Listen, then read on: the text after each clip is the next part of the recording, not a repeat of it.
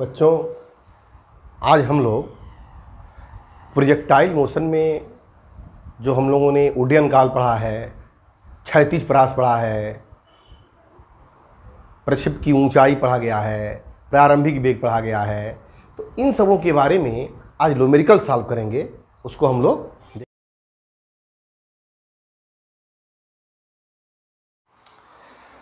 Question है, tennis की एक गेंद है, टेनिस की गेंद वह 50 मीटर प्रति सेकेंड के वेग से फेंकी जाती है। बहुत बड़ा हाल है, हाल के अंदर, और हाल की जो ऊंचाई है 50 मीटर है, और टेनिस की बॉल ऐसे जाती है और हाल के छत से टकराती नहीं है, छत को स्पर्श करके फिर आकर के गिर जाती है। हाल की जो ऊंचाई है वो 50 मीटर है और जी का मान 10 मीटर प्रति सेकेंड स्क्वायर है। तो बताइए वह कितनी क्षैतिज दूरी तय करेगी। तो देखिए, इसमें ऐसे धरातल है, ये हमारा फर्श है, फर्श यहाँ पर लिख दे रहे हैं, फर्श है, और ऊपर जो है ऐसे छत है, हाल की ये छत है, ये छत,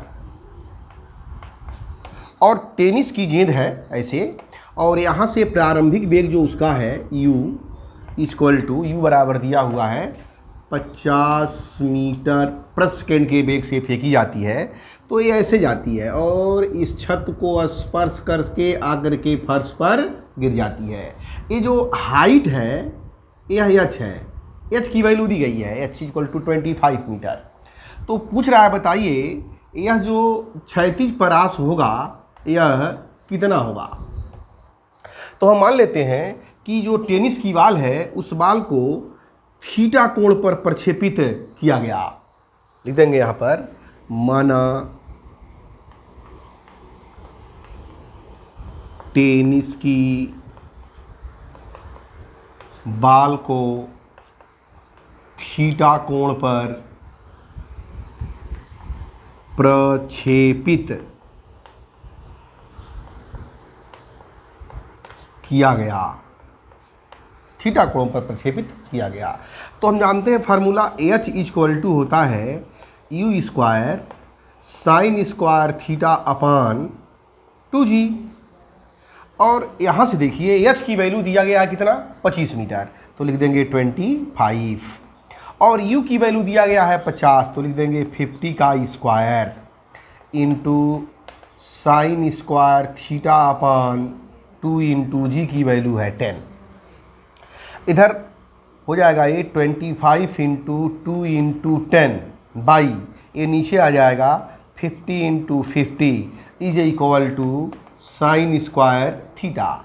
तो यहाँ हो गया sine square theta equal to, काट दीजिए यहाँ पर, 25 दूनी 50, 2 से 2 कैंसिल, 0 से 0 कैंसिल, 1/5। तो साइन थीटा इक्वल टू हो जाएगा 1/√5।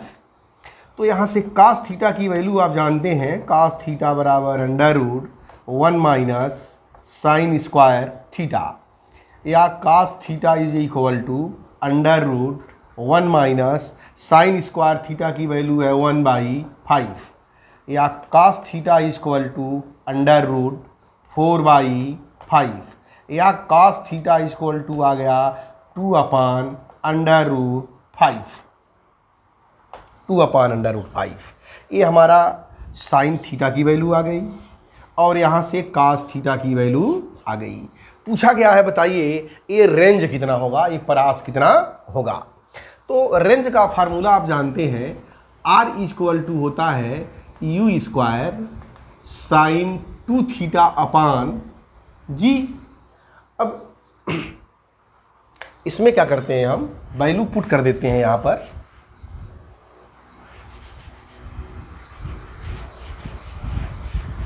वैल्यू पुट कर दे रहे हैं। R इक्वल टू है, R इक्वल टू, तो हो जाएगा ये R is equal to U के जगह पर 50, और साइन 2 थीटा बराबर होता है 2 sine theta cos theta by G की वैल्यू है 10। तो रख देंगे मान 50 into 2 into sine theta equal to है 1/√5 कास थीटा 2/√5/10 और एक जीरो से एक जीरो कैंसिल, √5 से 5 कैंसिल, तो यह कितना हो जाएगा, 2 में 2 का मल्टीप्लाई करेंगे 4 और 5 चौको 20, 200 मीटर, यह आंसर हो जाएगा।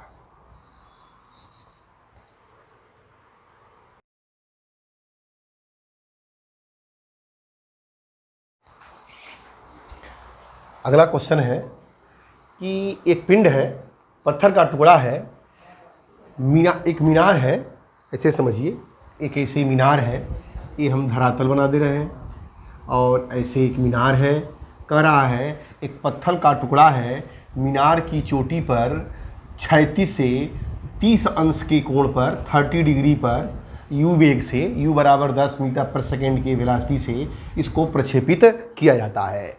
और कह रहा है कि ये पत्थर का टुकड़ा जब ये गिरता है तो आ करके यहाँ गिरता है तो टाइम लगता है कितना, 5 सेकेंड। तो कह रहा है बताइए मीनार की हाइट कितनी होगी और इसका क्षैतिज परास कितना होगा। क्वेश्चन फिर समझिए, एक पत्थर का टुकड़ा 10 मीटर पर सेकेंड के वेग से h ऊंची मीनार की चोटी के से 36 से 30 अंश के कोण पर प्रक्षेपित किया जाता है। पत्थर का टुकड़ा 5 सेकेंड के बाद से आकर के धरातल पर टकराता है, तो बताइए मीनार की ऊंचाई कितनी होगी और इसका क्षैतिज परास कितना होगा।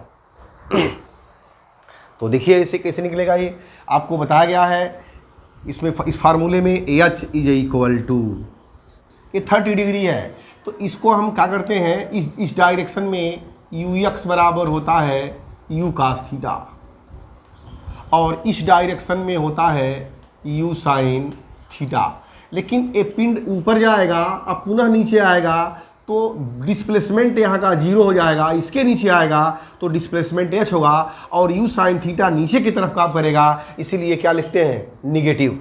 तो लिखेंगे डायरेक्ट हम h बराबर -u sin theta t plus half GT²।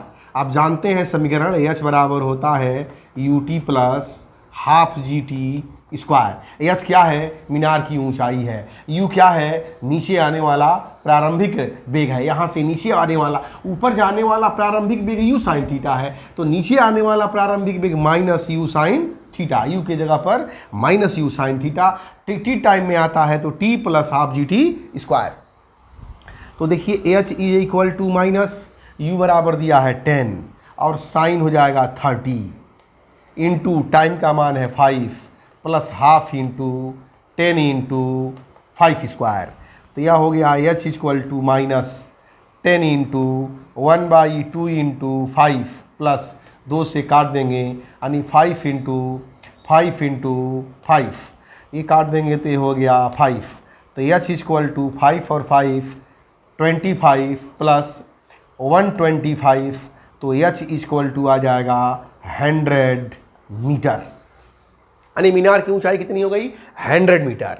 फिर पूछा है क्षैतिज परास, नंबर 1 है ये, और नंबर 2 लिख देंगे क्षैतिज परास r बराबर, यहाँ से यहाँ लाने की जिम्मेदारी क्षैतिज वेग की है, तो r बराबर u cos theta into t, u की जगह पर 10 इंटू cos 30 इंटू टाइम की जगह पर 5, तो यह 10 इंटू cos 30 √3/2 इंटू 5, 2 से काट जाएगा ये, यानी 25 √3 मीटर।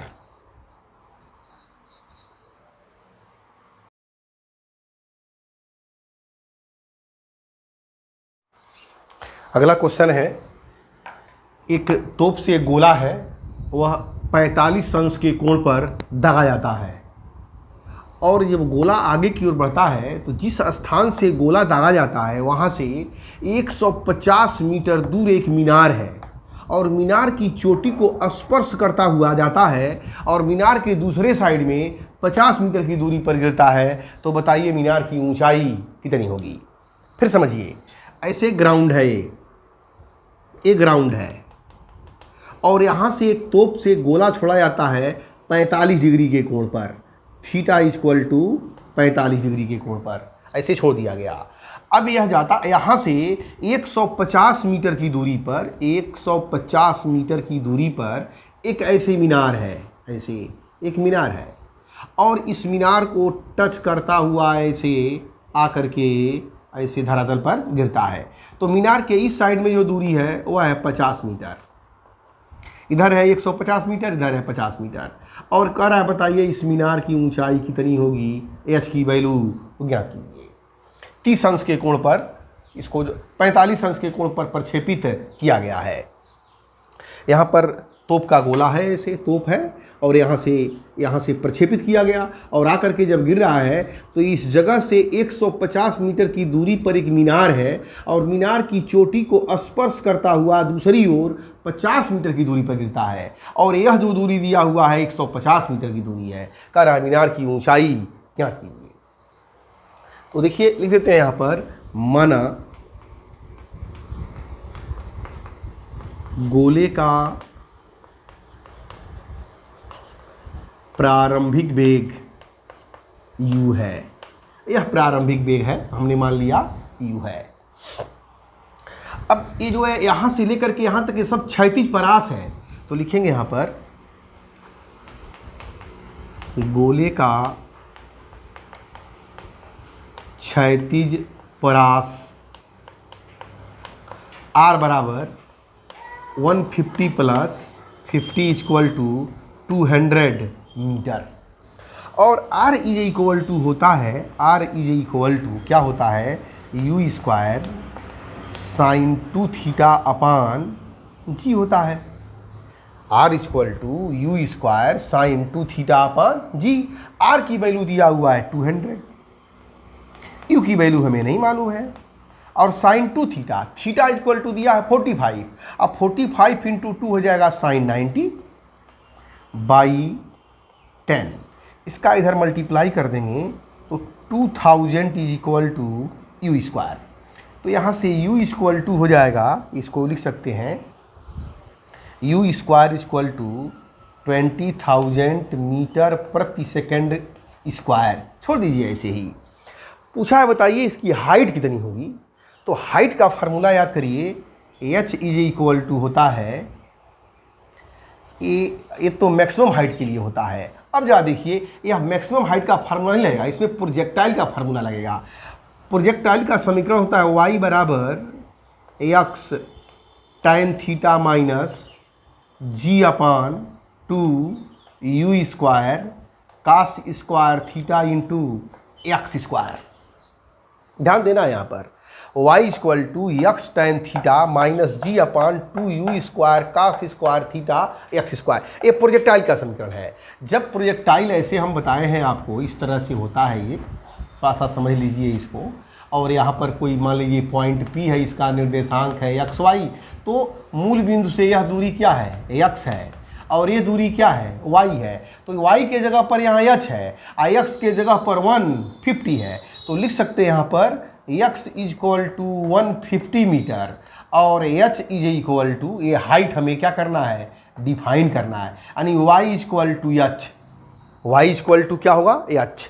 तो यहाँ हो जाएगा h is equal to x, x की वैल्यू है 150 और tan 45 इंटू माइनस जी के जगह पर 10 बाई 2 और यू स्क्वायर के जगह पर 2000 और कास 45 का मान होता है 1 बाई अंडर रूट 2 इसका स्क्वायर इंटू एक्स की वैल्यू है 150, इसका क्या कर देंगे, स्क्वायर।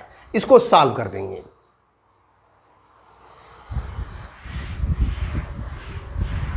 फिर लिखते हैं यहाँ पे, तो हो जाएगा h is equal to 150 into tan 45 की वैल्यू 1 माइनस, यह हो जाएगा minus 10 by 2 into 2000 into 1 by 2, 1 by into हो जाएगा इंटू 150 इंटू 150, तो 2 से 2 कैंसिल, 1 2 3 1 2 3 इतने जीरो कैंसिल, तो एच इक्वल टू 150 माइनस ये 50 इंटू 15, 2 है ना, 15 और 15 2 है, तो यह हो जाएगा 225 और नीचे हो जाएगा कितना, केवल 2, तो यह होगा एच इक्वल टू 150 माइनस 1 2.50 112.50। तो यह इसमें से जब घटाएंगे इसमें से तो 0 और 0.50 है तो यहाँ हो गया 0.5 और यहाँ बचेगा कितना 9 और 9 में से 2 निकाल देंगे तो हो जाएगा 7। यहाँ कितना बचेगा 4 में से 1 निकाल देंगे 37.5 मीटर क्या हो जाएगा इस मीनार की ऊंचाई हो जाएगी।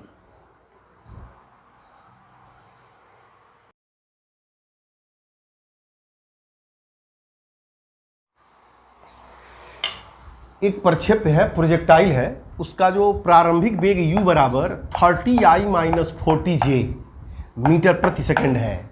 तो पूछ रहा है बताइए उसका प्रक्षेपण कोण कितना होगा, उड्डयन काल कितना होगा, मैक्सिमम ऊंचाई कितनी होगी, क्षैतिज परास कितना होगा, जबकि g बराबर 10 मीटर पर सेकंड स्क्वायर। केवल यह दिया हुआ है वेक्टर फॉर्म में दिया हुआ है। तो आप जानते हैं ये 30i का मतलब होता है x दिशा में x एक्सिस के डायरेक्शन में वेग और ये y एक्सिस के डायरेक्शन में वेग। तो u बराबर दिया हुआ है 30i + 40j। तो 30i का मतलब क्षैतिज दिशा में x अक्ष की दिशा में प्रारंभिक वेग 30 मीटर प्रति सेकेंड। और हम बताए हैं आपको एक बार यहाँ पर फिगर से समझ लीजिए, ऐसे फिगर से समझिए आप। u वेग से अगर प्रक्षेपित किया गया तो इस डायरेक्शन में वेग होगा वह कहलाएगा u cos थीटा और इस डायरेक्शन में होगा वह कहलाएगा u sin थीटा। तो इसको ऐसे भी लिख सकते हैं u x और इसको लिखते हैं u y, या इसको वेक्टर फॉर्म में लिखना हो तो ऐसे लिखते हैं u = u x i + u y j। ऐसे भी लिखने का तरीका है इस वेग को। प्रारंभिक वेग u बराबर u x i, u x का मतलब होता है क्षैतिज दिशा में प्रारंभिक वेग और ऊर्ध्वाधर दिशा में प्रारंभिक वेग। यह j का मतलब y एक्सिस, i का मतलब x एक्सिस। तो अगर इससे तुलना कर दें इसकी तो लिख सकते हैं ऐसे u x बराबर 30 मीटर पर सेकेंड और u x बराबर होता कितना है u cos थीटा बराबर 30 लिख सकते हैं मीटर प्रति सेकेंड। इसको लिखेंगे कौन सा वेग है क्षैतिज दिशा में प्रारंभिक वेग, क्षैतिज दिशा में प्रारंभिक वेग और यहाँ पर ऊर्ध्वाधर दिशा में प्रारंभिक वेग। यह हो जाएगा u sin थीटा = 40 मीटर प्रति सेकेंड। क्षैतिज यानी ux दिया है और uy दिया है, निकाल थीटा बराबर पूछ रहा है। एक को कर दे रहे हैं समीकरण नंबर 1 और एक को कर दे रहे हैं समीकरण नंबर 2। हमें थीटा ज्ञात करना है तो किसी का किसी में भाग दीजिए। समीकरण 2 में समीकरण 1 का भाग देने पर, समीकरण 2 में समीकरण 1 से भाग देने पर जब भाग देंगे तो यह होगा u sin theta upon u cos theta बराबर 40/30। u से u कैंसिल, यह हो जाएगा tan थीटा = 4/3। तो थीटा = tan इनवर्स 4/3। इतने अंश के कोण पर उस कण को प्रक्षेपित किया गया। अब पूछ रहा है बताइए उसका उड्डयन काल कितना होगा। तो उड्डयन काल का फार्मूला याद करिए, t बराबर होता है 2u sin theta upon g। तो यह हो गया 2 u sin थीटा = 40। अब g का मान दिया हुआ है 10 तो यह हो जाएगा 8 सेकेंड।